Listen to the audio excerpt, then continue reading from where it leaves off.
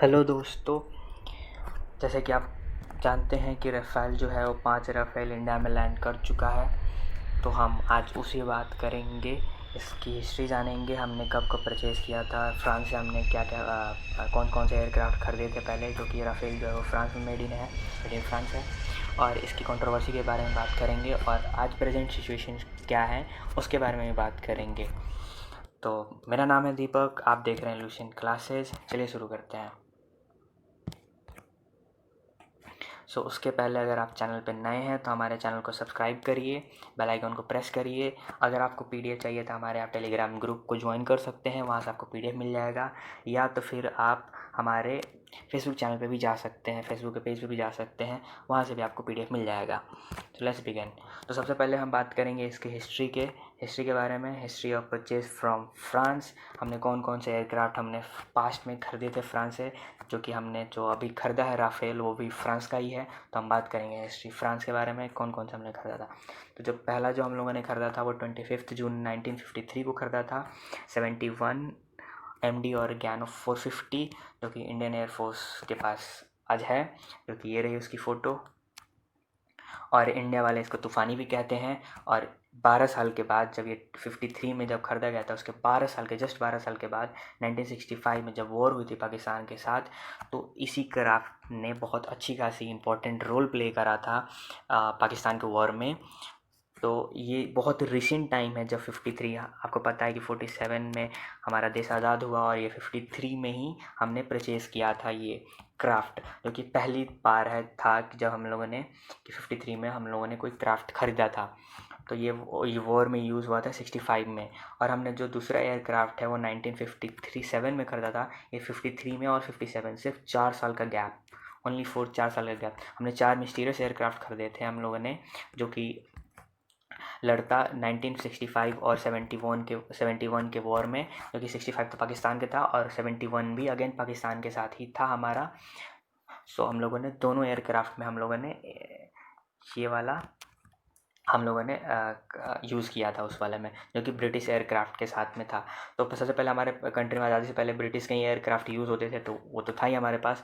But उसके बाद भी हम लोगों ने इस वाले एयरक्राफ्ट के साथ मिलके और ये 400 मिस्टीरियस एयरक्राफ्ट के साथ हम लोगों ने वॉर लड़ा।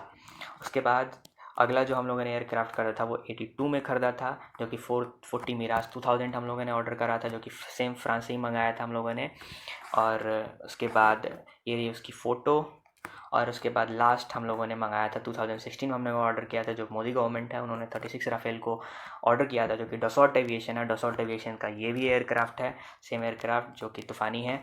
और 36 जो राफ़ेल हम लोगों ने आज मंगाया है वो भी डसॉल्ट एविएशन ने ही बनाया था। ये रही थोड़ी सी हिस्ट्री और इसके बारे में हम लोग बात करेंगे आगे। चलिए आगे बात करते हैं। तो अब बात करेंगे हम लोग कंट्रोवर्सी के बारे में। कंट्रोवर्सी किस चीज़ को लेकर हुई थी, जो कि राफ़ेल डील को लेकर बहुत बड़ी कंट्रोवर्सी हुई थी, उसके बारे में बात करेंगे। हम पूरी वीडियो तो नहीं बना सकते क्योंकि कंट्रोवर्सी बहुत बड़ी है, हम इसको समराइज़ करेंगे छोटे से टॉपिक में। समराइज़ करेंगे तो ये स्टार्ट होती है कंट्रोवर्सी 2001 से। 2001 में जब इंडियन एयरफोर्स ने डिमांड करा प्रेजेंट गवर्नमेंट से कि हमें एयरक्राफ्ट चाहिए, फाइटर एयरक्राफ्ट चाहिए, जो कि मल्टी मीडियम रोल कॉम्बैट जो एयरक्राफ्ट, जो कि बहुत सारे काम में आ सके, वो वाले एयरक्राफ्ट चाहिए था, क्योंकि इंडिया के पास उस टाइम पे नहीं था। तो उस टाइम पे 2001 में उन्होंने प्रपोजल रखा। उसके बाद में 2007 में यूपीए गवर्नमेंट ने इस medium multi role combat aircraft को अप्रूव्ड कर दिया। जो उस टाइम पे डिफेंस के हेड जो थे ए के एंटनी साहब, उन्होंने अप्रूवल दे दिया इस चीज़ को। और अप्रूवल देने का इन द सेंस कि वो गवर्नमेंट जो है वो सर्च करने लगी कि कौन कौन से हम एयरक्राफ्ट किसी कंट्री से ख़रीद सकते हैं और हमें उस पर क्या हमें नेगोशिएशन मिलेंगे और हमें कितने का पड़ेगा वो, और उसकी मेंटेनेंस कॉस्ट क्या है, और उसके स्पेसिफिकेशन के हिसाब से फाइनलाइज़ करने के लिए और यूपीए गवर्नमेंट ने ऑर्डर दे दिया। तो उसके बाद यूपीए गवर्नमेंट के ऑर्डर के बाद डसॉल्ट एविएशन का राफ़ेल और यूरो फाइटर का टाइफून फाइनलाइज़ किया गया। 2 एयरक्राफ्ट को फाइनलाइज़ किया गया और उसके बाद हम लोगों ने डसॉल्ट का हम लोगों ने एयरक्राफ्ट राफ़ेल जो है वो फाइनलाइज़ कर दिया गया। उसके बाद 13 जैन 2012 को मिनिस्ट्री ऑफ डिफेंस ने अनाउंस कर दी डील डसॉल्ट एविएशन जो कि राफेल जो बनाता है उसके साथ वो प्रोवाइड करेगा 126 एयरक्राफ्ट, जो कि फर्स्ट 18 जो है वो फ्लाई कंडीशन में आएंगे, मतलब बने बनाए मिलेंगे इंडिया को फ्लाई कंडीशन में। और जो 108 है वो मेड इन इंडिया होगा, जो कि जॉइंट वेंचर के साथ बनाएगा HAL के साथ, हिंदुस्तान एरोनॉटिक्स लिमिटेड के साथ मेड इन इंडिया होगा। तो इस चीज़ के बाद में इसके बाद में जो जॉइंट वेंचर जो बनने वाला था, जो कोलैबोरेशन होने वाला था डसॉल्ट एविएशंस का और हिंदुस्तान एरोनॉटिक्स लिमिटेड का, उसमें से ए के एंटनी साहब ने डसॉल्ट एविएशंस को कहा कि इंडिया में जो बनेगा, जो एयरक्राफ्ट जो बनेगा उसकी आप जिम्मेवारी लें, इसकी क्वालिटी की जिम्मेवारी लें। तो डसॉल्ट एविएशंस ने उस चीज़ के लिए मना कर दिया, तो ये डील वहीं पे रुक गई, तो वो आगे नहीं बढ़ पाई डील, तो ये वहीं तक बना रहा। उसके बाद 2014 में मोदी गवर्नमेंट चेंज हो गई यहाँ पे। 2014 में मोदी जी आ गए यहाँ पे हिंदुस्तान में, और वो एक डील लेकर आए 2015 में कि जो कि है 36 राफेल खरीदेगा India Dassault aviation same company से, और वो फ्लाई कंडीशन में आएंगे। ये रही उसकी फ़ोटो जब उन्होंने अनाउंस करा था कि हमारे वहाँ के प्रेसिडेंट है फ्रांस के, और ये हमारे नरेंद्र मोदी, उन्होंने अनाउंस करा था कि हम जो है वो राफेल जो 36 राफेल खरीदेंगे। 15 में अनाउंसमेंट हुई थी, 14 में गवर्नमेंट है, 15 में अनाउंसमेंट करा था उन्होंने। उसके बाद से 16 में है जो वो साइन हो जाता है, दोनों ने अपने डॉक्यूमेंट एक्सचेंज करके उस चीज़ पिटीशन पे साइन कर लेता है कि हम, हाँ जी, हम खरीदेंगे आपका एयरक्राफ्ट। उस चीज़ पे दोनों गवर्नमेंट अग्री हो जाते हैं, डसॉल्ट एविएशंस वाले और इंडियन गवर्नमेंट दोनों। उसके बाद ये कंट्रोवर्सी होती है यहाँ पे कि राहुल गांधी ने नरेंद्र मोदी गवर्नमेंट पे एलिगेशंस लगाए कि जो एयरक्राफ्ट 526 करोड़ में जो हम यूपीए गवर्नमेंट दिला रही थी, वो नरेंद्र मोदी गवर्नमेंट के टाइम पे 1670 करोड़ हो गया। तो ये लगभग 3 गुना प्राइस है। तो ये प्राइस इन 2-3 सालों में ही इतना प्राइस कैसे बढ़ गया? उन्होंने एलिगेशंस लगाए कि सेम क्राफ्ट जो 3 सालों में लगभग 3 गुना कैसे प्राइस बढ़ सकता है। तो उसके बाद में मोदी गवर्नमेंट की तरफ से स्टेटमेंट आया कि हम क्राफ्ट के साथ साथ हम उसमें और भी मिसाइल्स वगैरह भी खरीदेंगे, दैट्स वाई उसका प्राइस जो है वो 3 गुना ज़्यादा है। और उसके बाद फिर से एक एलिगेशंस लगे मोदी गवर्नमेंट पे, जो कि जब हम 36 जो एयरक्राफ्ट जो खरीदेंगे इसकी कॉस्ट पड़ेगी 6000 करोड़, जिसमें से 50% ऑफसेट क्लॉज जो होगा वो इंडिया में देगा डसॉल्ट एविएशन। ऑफसेट क्लॉज के बारे में मैं बताता हूँ आपको।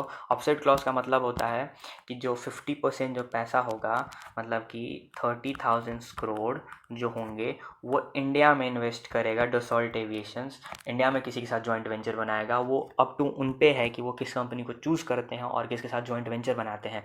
तो वो उन पे डिपेंड करता है, डसॉल्ट एविएशंस वालों पे कंपनी पे डिपेंड करता है कि वो किसके साथ जॉइंट वेंचर बनाना चाहते हैं। सो इस चीज़ पे लेकर मोदी गवर्नमेंट को फिर से घेरा गया कि उन्होंने नाम सजेस्ट किया अनिल अंबानी का डसॉल्ट एविएशंस के जो 50% के ऑफसेट क्लॉज के लिए। तो ये 30,000 करोड़ में अनिल अंबानी का नाम जोड़ा गया।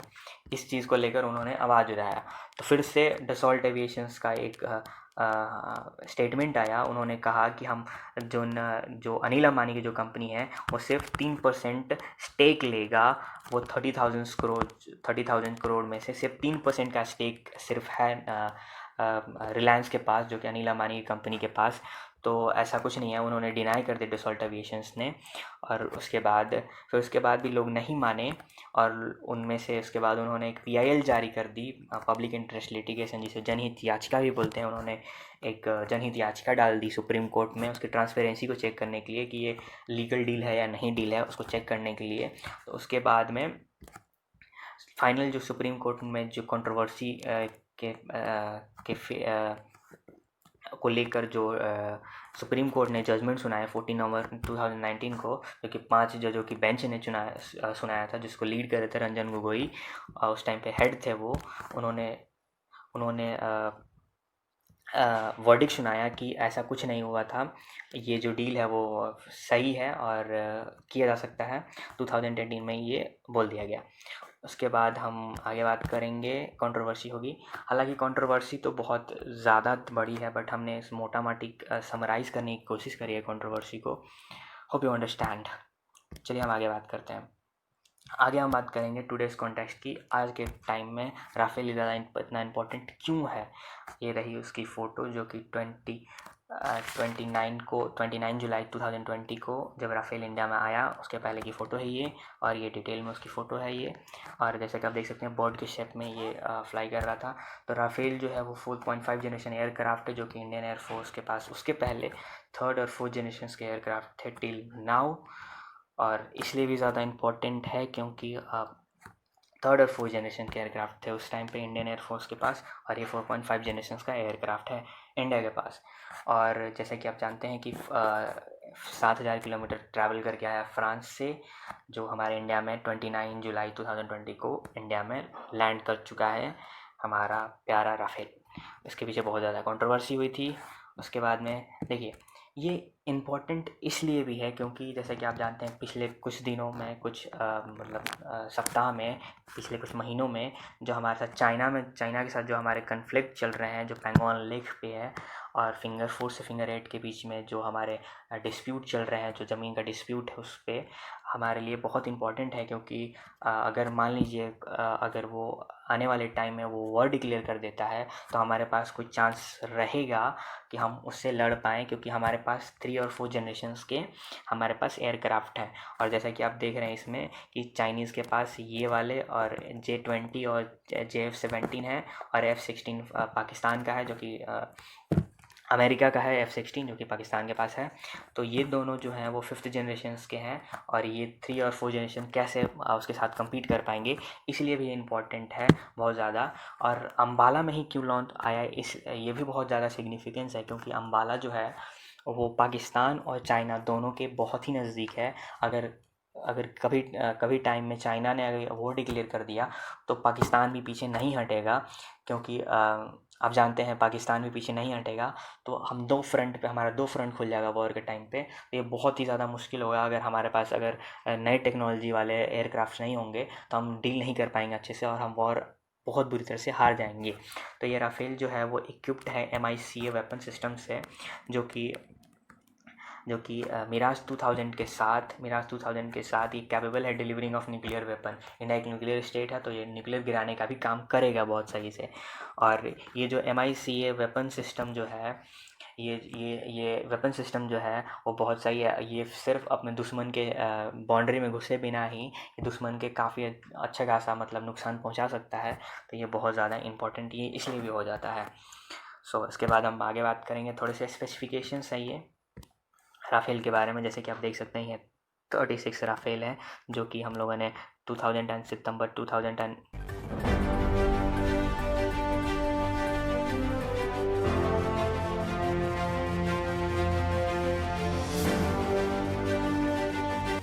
जैसे कि आप देख सकते हैं ये 36 जो है वो क्राफ्ट बना हुआ है, जिसको कि हम लोगों ने सितंबर 2016 में 36 जो राफेल जेट हम लोगों ने इतने में ख़रीदा था, 15 में ख़रीदा था, 59,000 जो कि 60,000 करोड़ के अलग अलग वो पास में है।